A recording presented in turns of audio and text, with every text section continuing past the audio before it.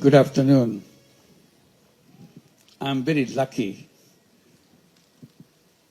I'm lucky because this is my first meeting of BIMSTEC, and that meeting begins with the meeting with the young people. That's what makes me very lucky.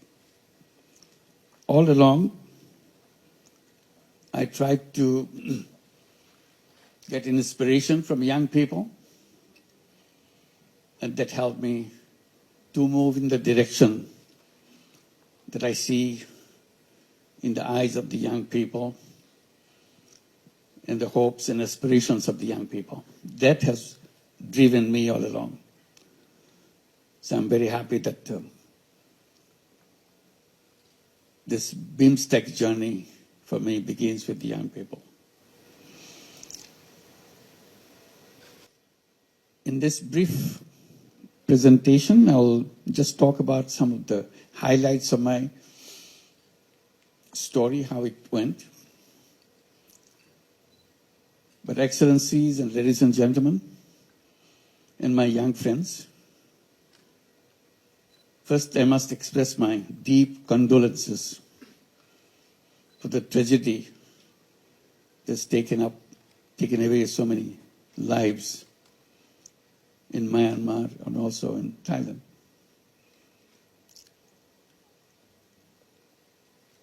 And this makes us aware of the limitation of our capacity to save people, and uncertainty, the way nature behaves, that we cannot track. We have a long way to go, how to make sure we understand the nature and get along with it, making sure we can save people from those uncertainties that confronts us. Bangladesh is also a part of the area which is prone to earthquake. Luckily, we have not hit by such tragedy in Bangladesh yet.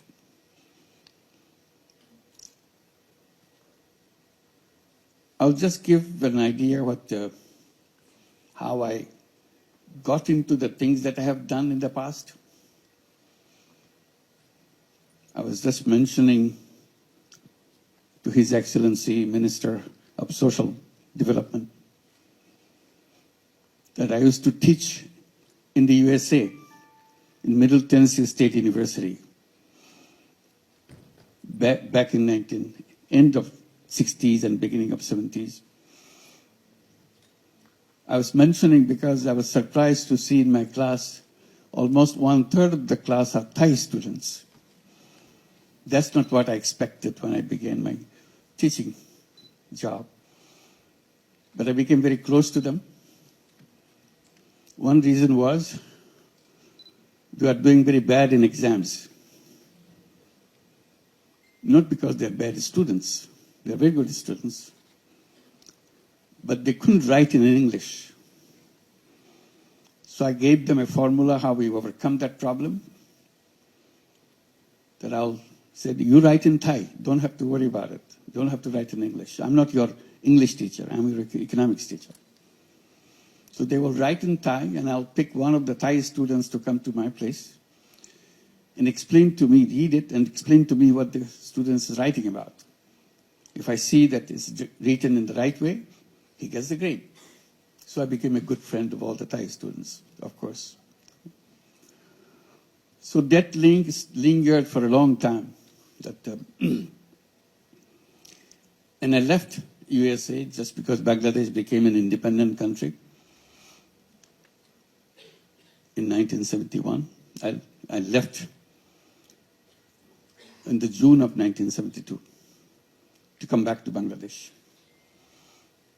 with all the excitement that you have a new country, you can design it with the dreams of your imagination. and you're all excited that you have independence, an independent country.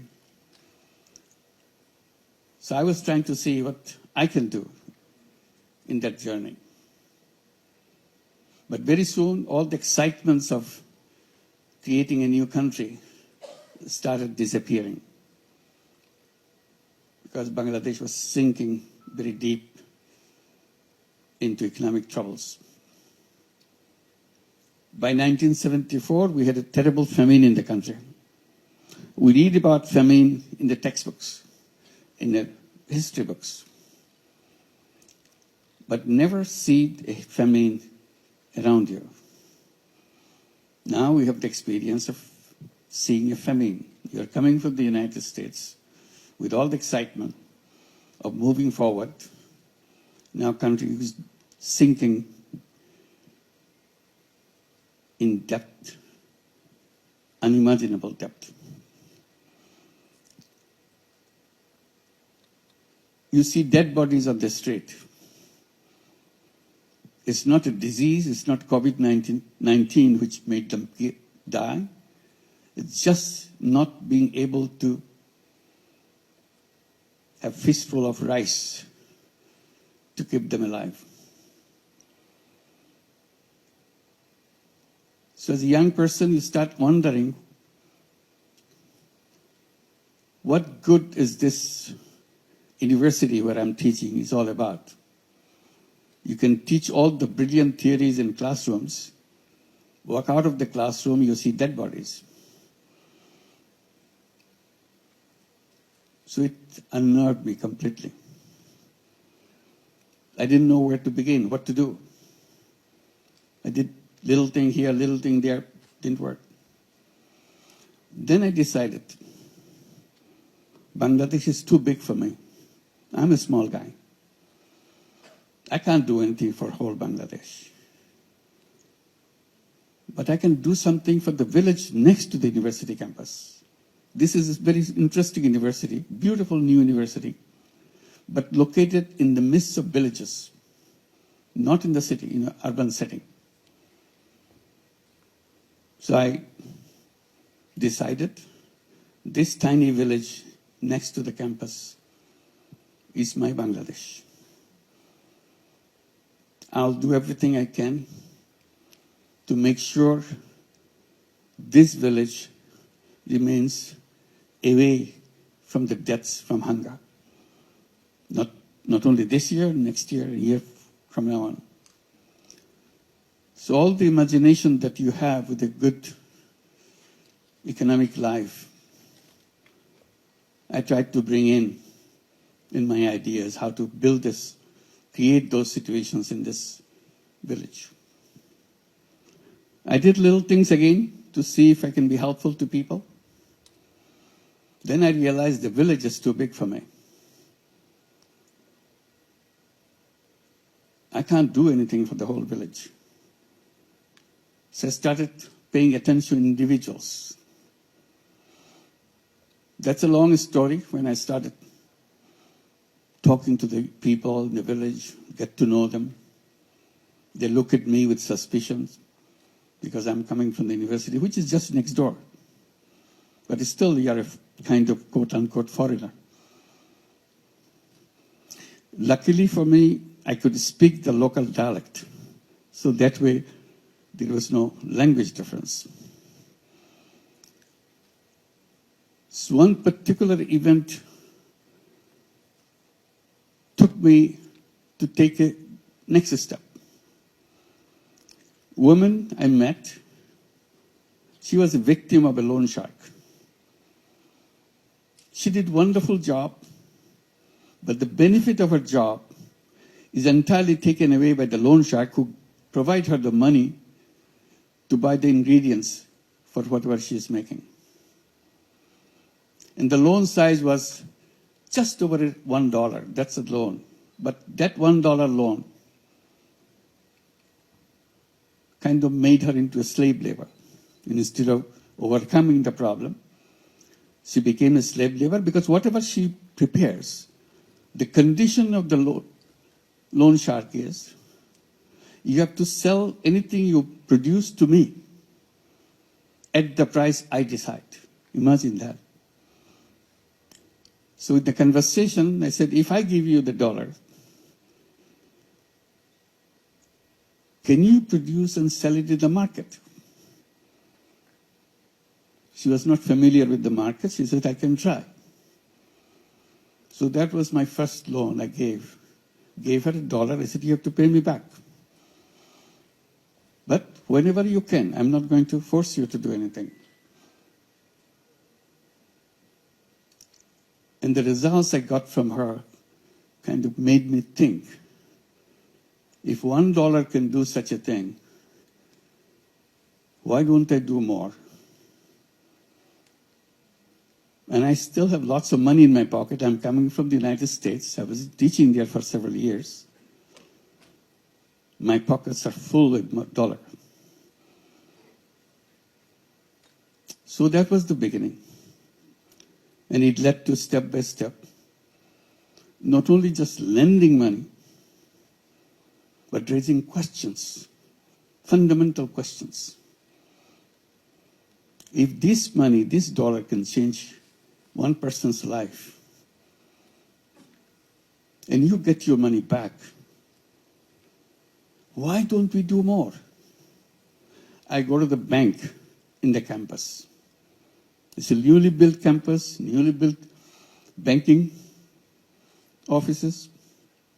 I talked to the manager. He said, why don't you lend money to the people, poor people in the village? He was shocked. He simply argued, bank cannot lend money to poor people. So I argued and argued. Nothing changed. I said, you know what? Your banking system is totally wrong. You are built in a wrong principle. The principle that you work with, the more you have, the more you get.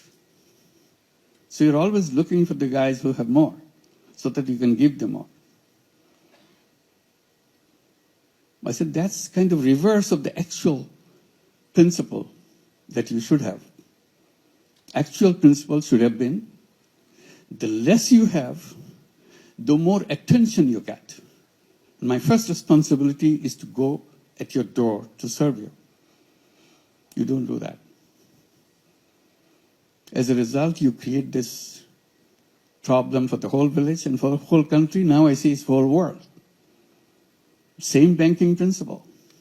The more you have, the more you get. If you have nothing, you get nothing. So stay there. The whole idea of transforming the society is killed right there. There's nothing wrong with people. They're full of energy, full of creative ideas, but the institutions are built in the wrong way. So I started becoming very vocal. Since I'm a university professor,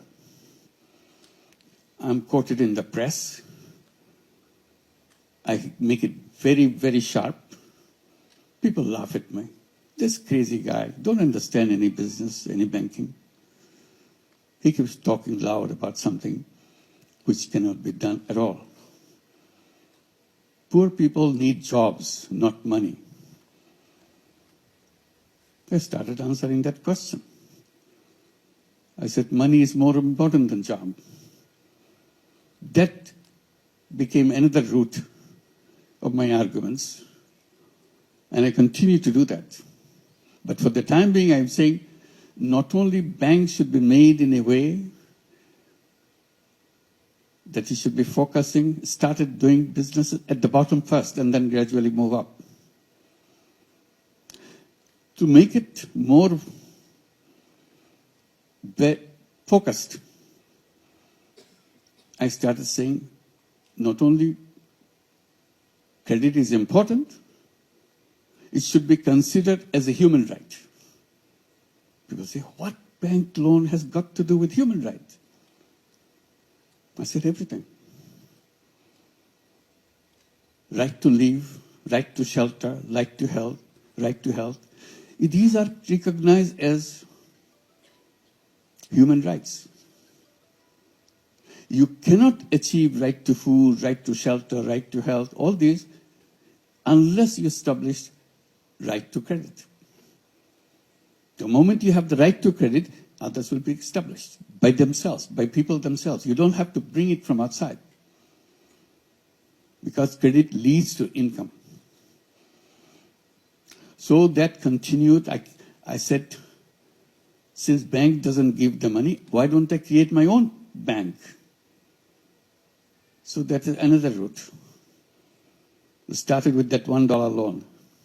Now I'm talking about creating my own bank. It took a lot of time. Finally, I created a bank for the village.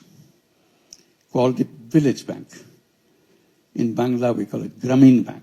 That's the word you hear. Grameen means village, village bank. And I was very excited. And how do we get all this thing done? With all my students. I didn't have anybody else. My students loved those ideas. They were with me all the time. Continued with that. So it's established in the village. Then it started spilling over to the other villages and other villages. Soon we see it became nationwide bank. Everybody said, why do you do that? That doesn't do anything, this tiny little money, $5, $10, $20. That's not, I said, that's the beginning. First dollar is the most important dollar in everybody's life. But the world denies that money. What I'm doing, I'm just bringing that as a human right, that you can do that. As a bank, it's not a charity. Then I started arguing about the charity versus loan. I said, charity is a wonderful idea. Charity money goes out, does wonderful things. The money doesn't come back. So you have one time use your money. But if you invest and lend the money, and the person who took the money promises to pay you back with interest so that you can cover your cost, that's a fantastic opening. You can go thousands of miles with that. Nobody can stop you because money comes rolled back again and again. So use the same money over and over again. And I started saying, charity money has only one life. You can use the money once only. Money goes out, does a wonderful job, but never comes back.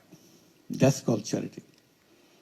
I say the same thing if I use it as a loan. I lend the money, I provided the funds, charge the cost of the operation, money comes back. Use it again. It does the same thing again. So you can expand and expand and expand. Reach out to millions and millions of people. It's very difficult to argue such things in the environment where banking means you have to be providing collateral. I said collateral is the wrong idea.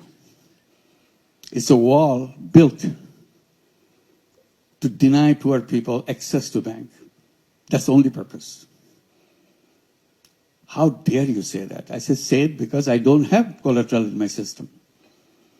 People take money, they pay me back. Oh, they will never pay back. I said, they have been paying back all my life. I have no problem. Oh, they will finally show you that you are not right because they will not pay you back. I said, I've been doing it for years. Many people are copying it. They are doing it for years. Just because you imagine something doesn't make it right. This is real. We do it all every day. So that's another road opened up. Banking without collateral. I said collateral is just an excuse to refuse people financial services from the banking system.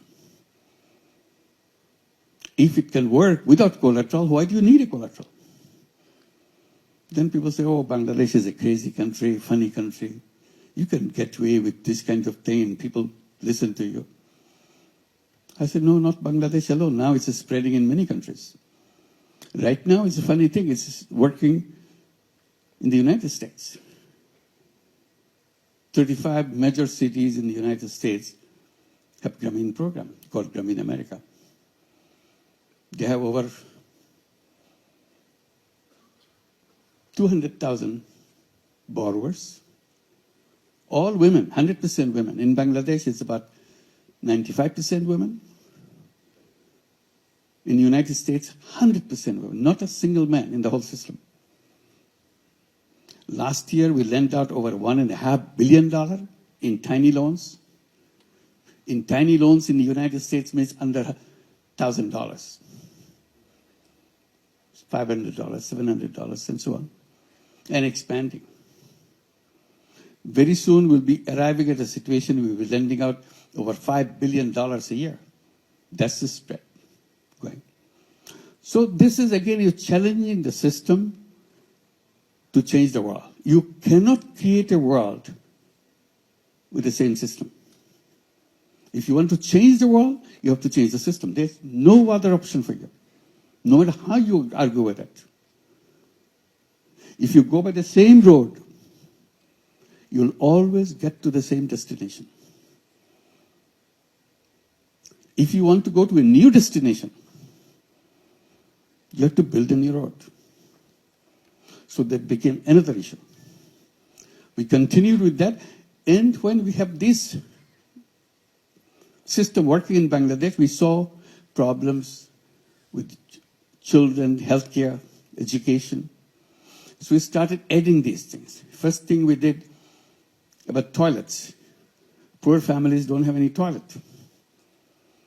We said, if you are a Grameen Bank borrower, first thing we do, you must have a toilet. And we lend you money to build the toilet. They said, well, how do we pay it back? Don't worry. You pay a tiny, tiny little bit. So small that it doesn't bother you anymore. But over years, you'll pay us back the entire amount. So we built a company to produce toilet and install in every single house, the Grameen Bank family house. So toilet became an essential thing in Grameen families. And we had no problem with giving the money, spending the money, and getting the money back. Then we started giving them housing loans. Again, the same principle. We build a house, you build a house, we give the money, you pay over a long period. Then we started bringing healthcare through health insurance. You pay a tiny little bit, but you're covered under health insurance. Again, it pays it back. So we created lots of these little things, one after another. And in a sustainable way, in a financially sustainable way. They said, you must be getting lots and lots of foreign money to do all these things. I said, I don't take any foreign money at all. Grameen Bank resists foreign money. Many big international organizations wanted to give lots of money. I said, no, we don't need money. We have plenty of money. We are in a business. We generate our own money within a bank. Banking system is a very interesting system. It generates its own money. People come and put the deposits in the bank and use the money to give it to the people. And we are the most reliable bank in the whole country. We work in all the villages. People from the area, they come and put the money because no other bank. So we have lots of money coming in. Our problem is not shortage of money. Our problem was a surplus of money. They put the money in, but we don't know how quickly to expand your business because your business is fixed. It has to be poor women. They have capacity to take money is limited. So it's a very reverse kind of experience. So this is one area. We created all these businesses. We created these programs, turned into businesses. Toilet business, so it became a commercial business. We produce toilet and sell it to borrowers. Healthcare became a separate business. Housing became a separate business. So along the way, we created many businesses. And people keep asking, how many businesses can you run? You must be making a lot of money. I said, yes, it brings the money back, but we don't want to make any profit out of it. Another debate began. Debate is, how can you run a business not to make money? Because in our textbook says, you must maximize profit. if you want to be a business. And you're saying you don't want to make profit for yourself. I said, that's the difference. I'm saying I don't want to make profit for myself. Business makes profit. Profits is rolled into the business to expand the business, to reach out to more people, provide more services. It's self-reliant businesses. That became a debate. That you cannot call a business. I said, I'm an economics teacher, so you don't have to define what a business is all about. It's a perfect business. Simply, I don't take the money off the business into my pocket. That's all. Then it turns not a business. You have to make money. That's the business. I said, no, that's not what it says. It says you have to make profit, not put it in your pocket. No, you have to put it in your pocket. So that debate went on. Big experts in economics started challenging the whole idea.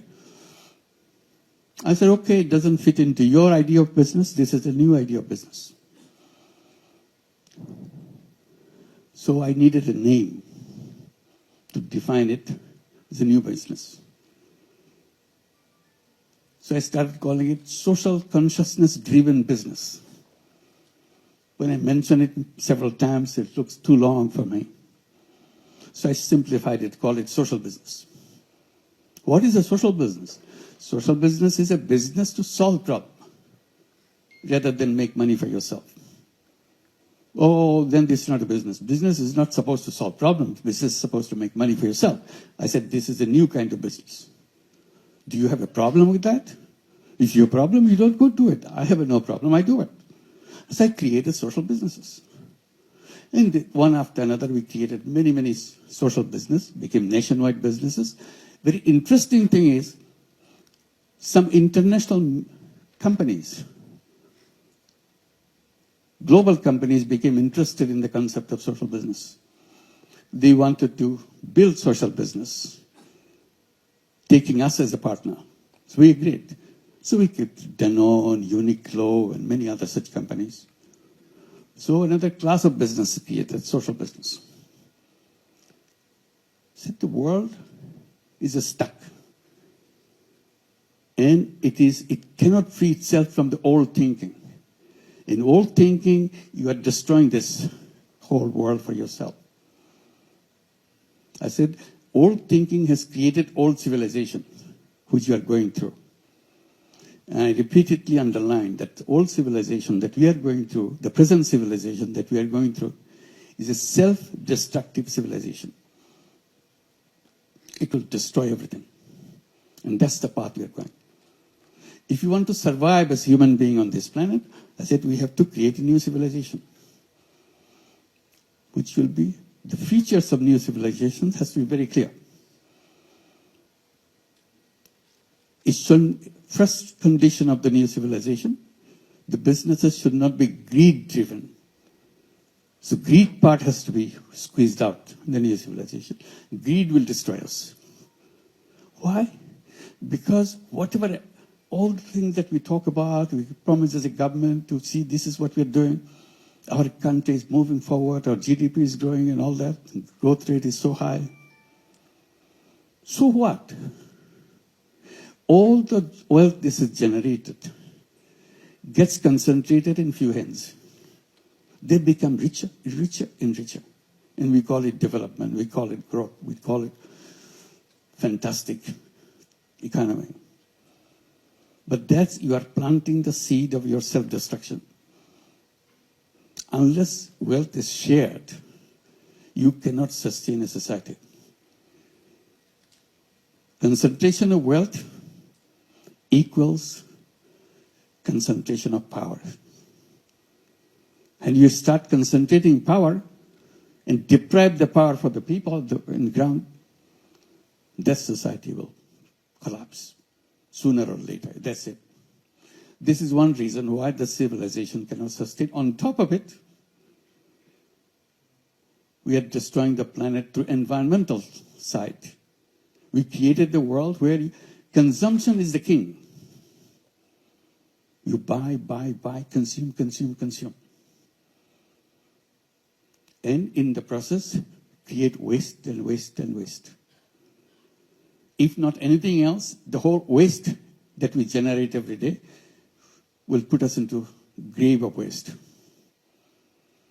I said we have to redesign our lifestyle. Lifestyle is not about continuous process of creating waste. Life is about preservation. Life is about protection. So I continued on that. Then finally I came out with one idea, put it in a kind of capsule format. Said we have to create a civilization of 3 zeros. 3 zeros. 0 net carbon emission, 0 wealth concentration, 0 unemployment. And unemployment not because everybody has a job. The way I interpret unemployment, I said, human beings are not born to work for anybody else. The economic system that we are taught, is again put onto a wrong footing. We are asking everybody to find a job. Our education system is built around finding, so that you get a job as soon as you finish your school. You get a certificate, you get a job. I said human beings are very different from job seeker. First of all, human beings are not slaves. Slavery is not part of our destination. Job turns you into a slave. You take orders from other people. You are born as an entrepreneur. So I bring the entrepreneurship at the center. Every child has to grow up as an entrepreneur. Our schooling, our education system changed itself. You teach young people to become an entrepreneur, not to become a job seeker. So that is another clash between what we are promoting and what we are practicing in the outside world. I said, the young generation today is you forget about the previous generation. Today's generation is so different. I keep mentioning to the young generation that you are the most powerful generation in the human history.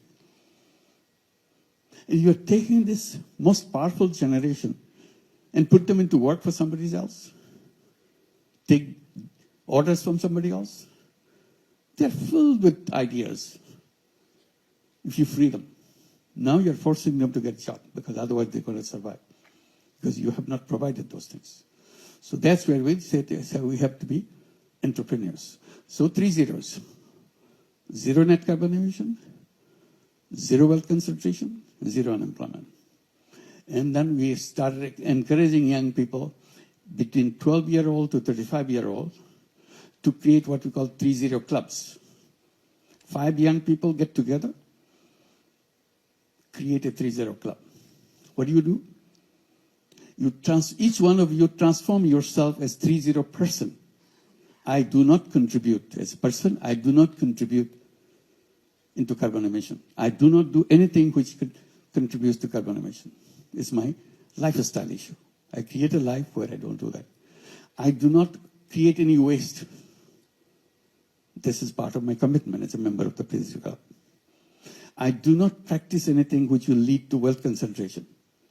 0 wealth concentration. I'll become an entrepreneur.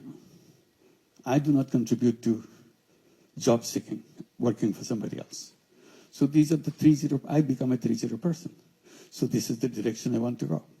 So these are the ideas that one led to another. This is not something happened isolated way. Each one linked to one. I mentioned to go back, concentrate in one village. I said, whatever you try to do, don't try to do overnight, change the world. You cannot do that. If you want to change the world, you start with your village. You start with your neighborhood. If you are successful with your neighborhood, then you have a chance to go to the next step and the next step. Life is about developing a prototype. If you build a prototype, the rest is easy. Replicate. Because you have basic structure here fixed up. That's how microcredit works. You built up the first unit. If the first unit works, you can make thousands and thousands of units doing the same thing. So don't start with a big thing. That's the wrong idea. Always start with the smallest thing possible. Figure out what the smallest thing is all about.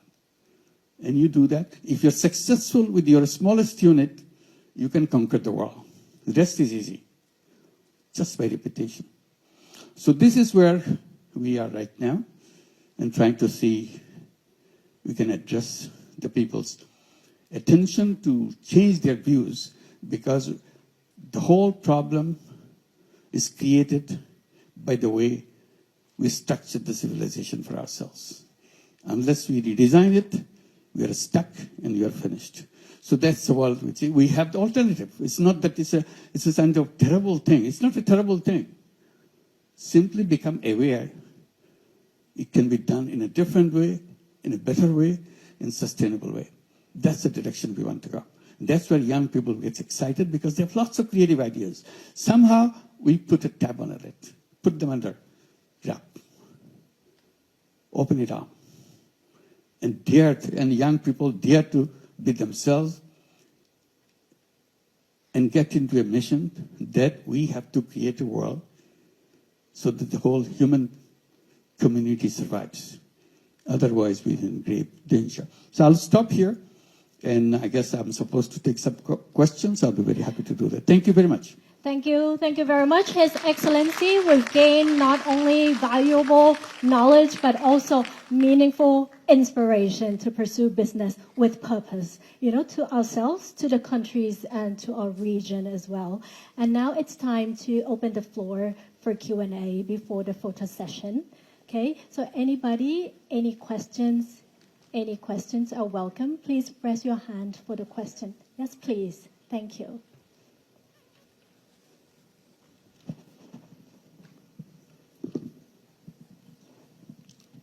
Okay. Hello, Your Excellency. My name is Jenny Starr. I am economic researcher specialized in international policy. First of all, thank you for your inspiring speech. It's quite meaningful for me. Today I have two questions. The first one is, nowadays there are many young generation who want to create a social impact, but they are struggle with funding, so they can't expand their social campaign. So in your opinion, how could they overcome this kind of challenge? And the second one is, as the leader of Bangladesh, do you think how the government sector could create a more friendly ecosystem for young innovators, especially in social enterprise? Thank you. Well, the second question first, how to make it friendly government, is very difficult. It's not easy.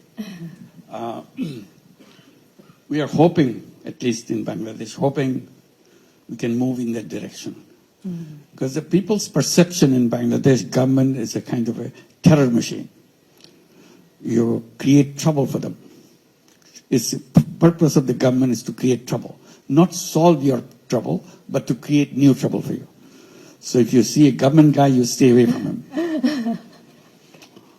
And that's completely counter to the whole idea of government. So it needs overhauling of great magnitude to make sure that you become, so when you see a government guy, you feel relieved that, okay, I have a government guy next to me. I'll be protected. It takes a lot of practicing, a lot of redesigning inside the government. Hopefully someday we'll be able to do that. On the question of finance, my entire story is about finance. And I'm saying that we are not waiting for money. See? We are not saying, give me some money. We have our stories after stories where we defended ourselves from billions of dollars of money coming to us. We said, please don't give us, don't destroy us. We are okay. So it has to be reversed. You should be generating your funds, creating things. And there I suggest the one idea, social business. CSR. Many companies have CSRs. We can go and describe to them. We're giving money, giving it away to help people. Why don't you invest in a social business fund? so that people can take this money, create social businesses, and return the money into your fund, and you contribute to fund each year. It becomes big. You are not doing anything extra. And instead of giving it away, you are keeping it, and it's growing. And we benefit from it. Because companies are supposed to give it away. That's a CSR money. Simply you're saying you can do it other way. You can say half the money you put in a social business fund, half you give it away. See which one works better for you. If you like this one better, gradually you'll pull all the money. And then you can, in addition, if you like it, in addition, you become a partner in a social business. Healthcare could be a fantastic social business. Everybody needs healthcare. And this is the most difficult thing to get in most of the countries. I said, why don't we create social businesses? During COVID-19, we have gone through a big fight, global fight, to make vaccine patent-free. Just patent-free. We're not saying give it free. Patent-free. Patent means you protect the right for yourself. You can charge any amount you want. It's a monopoly right. Take away monopoly. You sell the product at the price which you have to charge. Because it's a question of people's life. We had a global fight for this. Fighting taken to the WTO, because that's where final voting takes place. It needs every nation's concurrence. When everybody says yes, then only then it could be removed. In the final count, when after long battle around the world, final count, 10 countries stayed away, didn't vote. So patent stayed. As a result, COVID-19 vaccine went to rich countries in extremely high prices. Companies made billions of dollars, and they're gloating with happiness, giving big captions. So many billions of dollars earned by this, so many billions of dollars here. I said, that's a shame. You're making this money at the cost of people's lives. Many people, millions of people in the world didn't have access to vaccine because they will not allow this vaccine without patent right. If patent right was removed, many countries will produce this, and it will be available everywhere. So ever since we are campaigning pharmaceutical companies to become social business companies. Today you pay a penny for your medicine, in the production of that medicine, you charge to the consumer $1 for that. Nobody can stop that. It's a free market. So I said only escape from that is to create social businesses.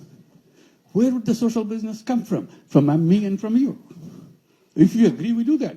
Nobody can stop us. It's a business. Only thing, we don't overprice it to make money for ourselves. Because social business doesn't have any room for making personal money out of the business. So that's it. So this is the way to go. It can be created. Money should not be a barrier. It's a kind of, again, creative way of thinking how to make it possible. Make contracts with the people. I delivered this, you give me this, I deliver this. That's it. Thank you. Thank you. Thank you very much. And please feel free to engage with Professor Yunus. Thank you. Please. The lady in the middle, please also introduce yourself and your organization. ตรงกลางสุดขาวค่ะ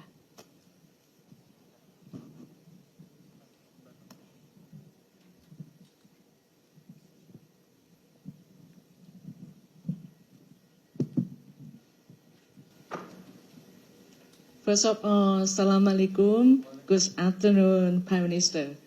I would like to have, I'm Fatima from Asia Medicare Group Company. We're running about the medical tourist business. I have the same question since I asked last Prime Minister, last time when they visit Thailand. I want to know about the bank system. When is going to be developed or improved about bank to bank and increase for more easier business between Thailand and Bangladesh. Thank you so much. Thank you. It's many examples are around the world how to create a new kind of bank, it's a social business bank. So microcredit banks are social business bank. We're not talking about you make money out of the poor people. We said create a social business bank.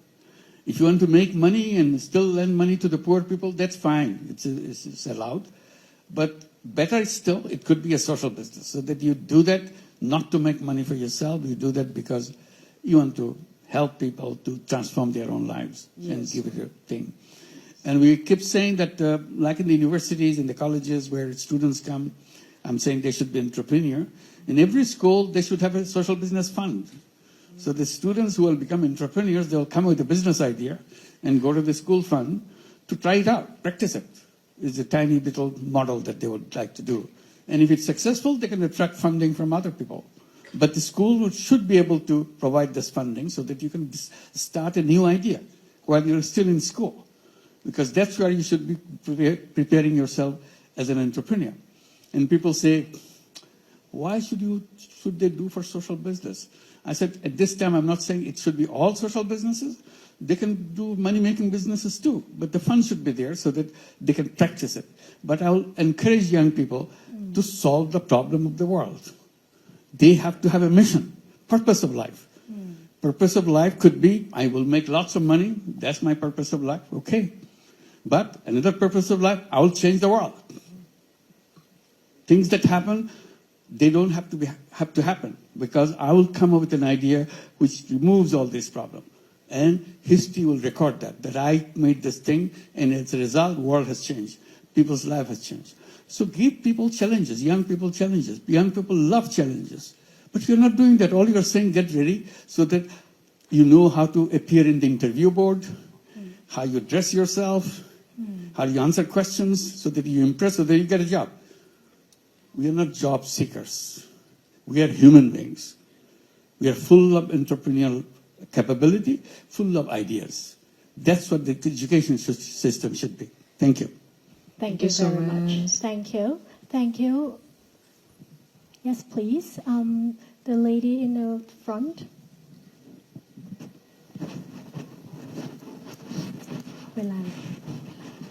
Sorry, I can't see anybody, so I hope there's some light in the middle. Good afternoon, Your Excellency. I'm Aslesha Karki. I'm representing Nepal for today's program as well. I had a question for you. It was really interesting when you said the 3 zeros, but something that struck even more to me was the part where you said 0% unemployment. So, you know, as a fellow young entrepreneur, I do think entrepreneurship is something we have to talk about more and get more people engaged. But at the same time, as an entrepreneur, I know I need a lot of help from fellow other members in the community as well. So could you elaborate a little more when you said we need to be more prone to entrepreneurship than employment? Thank you.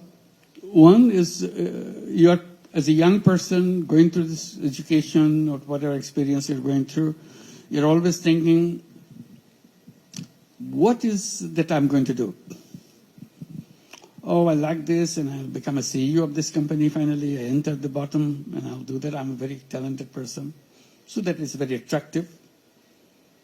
Or I see this problem.